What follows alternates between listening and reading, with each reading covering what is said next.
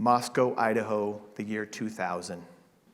This was the start of entrepreneurship for me. I left a stable, big company, and I came to Moscow, Idaho to start a business with a couple of co-founders. And that was one of the coldest record history. It was over 2 months without ever getting above freezing. And I'm sitting in the middle of my home, and I'm looking at the front wall, the back wall, the left wall, the right wall, and I can almost touch everything. And I'm thinking, I'm in 160 square feet. 160 square feet of my home, but it was on wheels, and it was in the winter. And I'm watching as we purchased a bucket from Walmart to store my 3-year-old daughter's toys. And we're filling that up with warm water because we didn't have a bathtub. It was only a shower. And I'm watching as we bathe her. And we put 2 layers of pajamas on her, and we crank up the heat and put stocking hats on her. And she sleeps in between me and my wife, who both have stocking hats on too, to stay warm. And we crank that heat up as much as we could.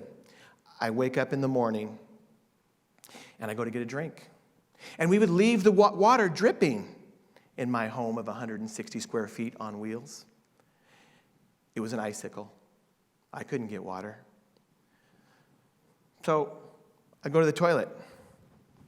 Whoa, that's cold. You know why it's cold? It's frozen solid.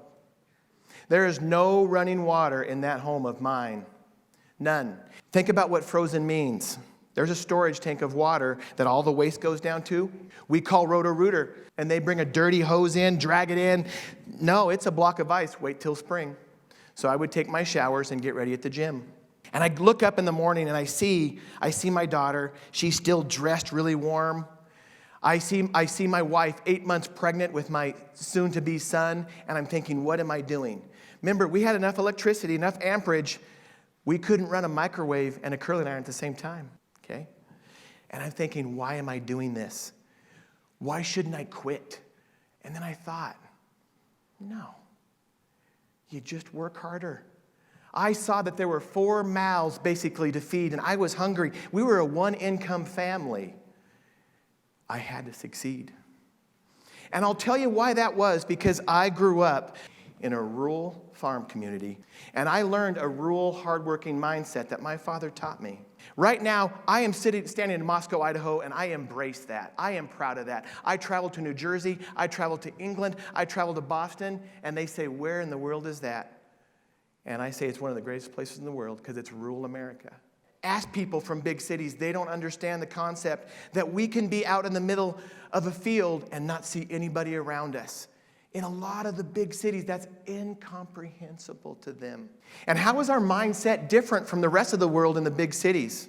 It's different. I'm going to tell you why. Let's reverse back to late 1970s, early 1980s. My parents built their first home. And one of the first things my dad did when he moved into that house is we put in a wood stove. He said, sons, we're going to burn wood. And we're going to chop it ourselves, and we're going to stack it ourselves, and we're going to burn it all winter long. I learned how to chop wood about the age of 7 or 8. So I have a twin brother. My dad would use the chainsaw. We'd get these logs, huge logs delivered by cranes. And then he would use the chainsaw, and then I would chop, and my brother would stack.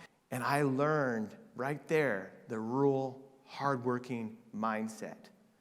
And my dad taught me how to chop that wood. A few years later, my parents got divorced. That was critical to me, but I always had somebody to lean on. And we learned how to chop wood together. We always knew that we could work. So at the age of 12 or 13, he always wanted to be a pharmacist. I always wanted to be some kind of a scientist. Our family didn't know what college was about. No generation before us had gone to college. That did not scare us. You know why? My dad had already educated us on how to chop wood. That's worth just as much. I'm going to show you that it's actually worth more. More than the cost of tuition if you know how to work. And if you will never be outworked. Those were huge development years for me and my brother. Because what would we do on those farms? Buck bales. This right here is approximately 100 pounds. So we would take that bale, we'd put it on our knee, put it up in the back of a pickup truck. I remember one time stacking 30 bales, and we drove. We drove Imagine what that looks like. Now, I know what you're thinking. This is quite a while ago. I would never let my 16-year-old drive a truck full of bales. You know what? I might hesitate as well, but that's what we did back then. When you grew up on a farm, when you grew up in a rural community, that's what you were expected to do. You were expected to work. And you grew up surrounded by people who had the same rural, hardworking mindset to never be outworked. And if you know how to work, you will always succeed. So we bucked those bales. Keep in mind, it may be heavier than 100 pounds. It may be wet. This is scratchy. We didn't use gloves. Your hands would be scratched. Your body would be scratched. And keep in mind, as those bales get higher and higher, I have to throw them up to him, and then he has to pick them up and put them on. We would change what you call hand line. And that hand line is 4 inches in diameter, 40 feet long, and it's a quarter-mile run each time. I just did this calculation, 211 pounds. Imagine taking that pipe every single day, 100 times, and doing a 200-pound deadlift every single day. And we still found time to go to the gym. We weren't going to be outworked. I remember our boss telling us, you guys don't have to go to the gym anymore. We gave him the funniest look in the world. We knew how to work. Those hand lines, you would take that hand line and you would step 23 steps. And you show up, and it's frosting outside. And you bend down and you see frost in that pipe. You got a coat on, you even have a stocking hat on, but your hands are bare. And you pick up that pipe, you have frost on your hands. But you got a job to do. My dad taught us how to chop wood. This was nothing. We were going to finish this job. And we did that every day. Crops don't take a vacation. That brings us to knowing that we needed a formal education. And that's how we were paying for it. And I think about that. And I think about my first semester at Washington State University as a chemistry major. I get this letter. Mr. Needham, you are in danger of being on academic probation because I had a 1.7 GPA. Oh my gosh, my dream is dead. My dream is going to die because I can't be a chemist now. I had a D in chemistry, in entry-level chemistry. I'm like, if I can't handle Chem 105, how am I going to handle Chem 400? Work harder. I remember coming home from my dorm and looking up at all the lights in Striped Dormitory. Mine was the only light on still, and I still had some studying to do. That was at 2 a.m. And I don't know why professors do this, but you always have an 8 a.m. chemistry course. And I couldn't miss it. I wasn't smart enough to miss it. I had to go take notes because I had to study 2 or 3 times as hard as everybody else. But I knew I could do it because I had that rural, hardworking mindset that was taught to me by my dad. And if I had that, I could get through anything. So I graduated from WSU.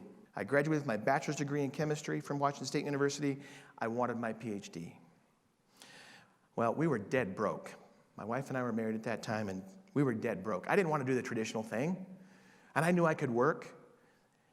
So I wanted to go to a place where I could work, but also get my PhD at the same time. Is that going to be hard? Yeah, but I was used to hard work.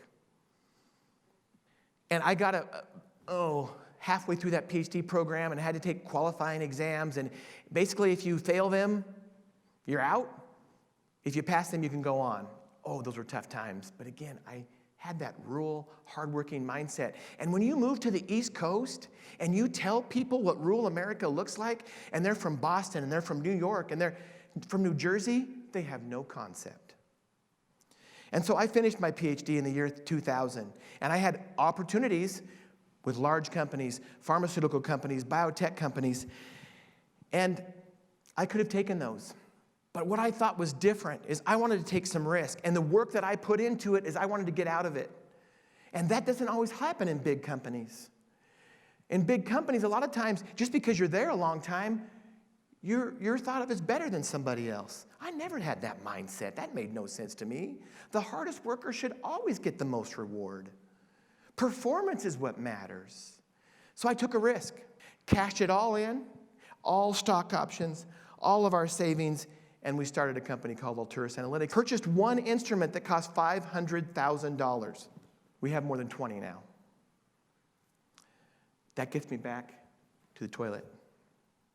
Why was it worth it? That's what my home looked like right there. There were a lot of days like that. Snowy, cold, windy. I mean, your home is shaking, and you hear trees blowing down next to you. Was it worth it? You bet. Because I had the hard-working rule mindset. To never be outworked. To what the work that you put in is what you're going to get out of it. And guess what? At Alturas Analytics today, as we've expanded greatly, guess what types of people we hire? Because those first 3 years, they were difficult. I had no idea we were going to survive. I've told you about some of the stories in that home of mine of 160 square feet. There were lots of other challenges, but I knew that if you had a rural, hardworking mindset, and you were never outworked, and you never gave up, that you would survive at anything you decided to do. Anything. Those are the types of people we hire. Right here in the rural Palouse that we like to call it. Our company is known worldwide as the problem solvers. I'm not surprised. That's what we do, is we solve those problems because we've hired those people that have that rural, hardworking mindset. And I think about this, and I think about my children. They are my legacy. And my daughter is the one that we put in double layer pajamas. She not only survived that, she thrives. They grew up in privilege, I'll be honest with you, but they didn't grow up spoiled. And they do not grow up entitled. How about I worked for it? I earned it. I'm going to go get it. Those are the words that I want to hear. Because these kids may have grown up in privilege, but they have that rural, hardworking mindset. My son last night, as I was practicing with him, he says, Dad, I remember you showing me how to chop wood when we were camping. That's awesome. Because my dad taught me, I wanted to teach him. My fear is that we live in a society now where we start to use the terms, I'm entitled. I deserve it. I don't have to work for it. It's mine. That's my fear. Instead of about working for it. Now, don't just take my word for it. Take the word of Professor Dweck and Professor Duckworth. They too will tell you about that hard-working mindset, that hard work equals success, and that is determines the success. Not your SAT score, not your GPA, not what college degree you have. It's your hard work and never giving up. There will be things in life, in our societies, that scientists have to solve the challenges that we have. And those problems will not be solved by the smartest scientists. They'll be solved by those who have a mindset of a rural, hardworking person. That's where those challenges will be solved. And that's what we're going to see in the future. Never be outworked.